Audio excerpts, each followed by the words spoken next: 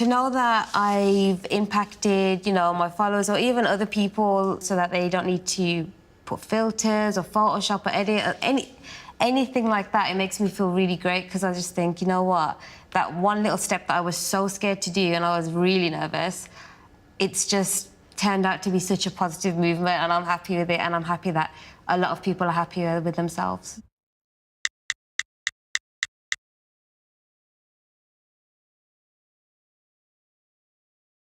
All right, guys, so what does beauty bullying mean to you? I think that when someone beauty bullies someone over the internet, it comes down to them thinking that they shouldn't look a certain way. So if you have spots or if you have glasses or whatever the case is, I think it's hard for them to accept the fact that someone else looks like that. Yeah. And they seem to think that it's wrong when reality is it's normal.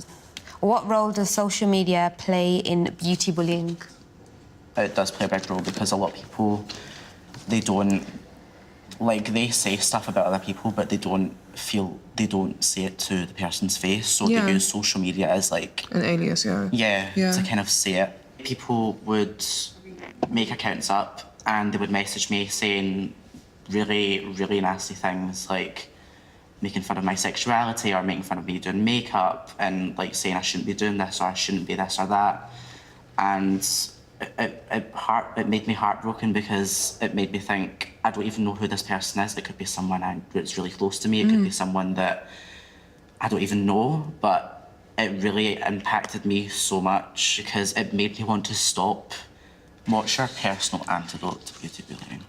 So my personal antidote to beauty bullying is taking a day off social media. That is very important because you need to make your own, you know, just set your own mantra and just basically reset yourself. A picture has so much information, you don't know, like you're just taking in so much stuff, so resetting is very important. I literally turned my profile on private, even though like obviously there's loads of people on there. Yeah. But I just do it because like usually, you know, you wake up and the first thing you look at is your phone. Yeah. And obviously I see nasty things, I'm like, oh my God, I can't delete it in time, all that kind of stuff. So I keep it private and I'm like, okay. The road to confidence obviously isn't so easy. Like we all know that. We know it's not something that you can just like become just by telling yourself It's not something you can buy or exactly. like purchase. You need to kind of like develop it. I think when I used to post on my Instagram account, I used to obviously show loads of pictures and they were photoshopped and it was nice and smooth and things like that.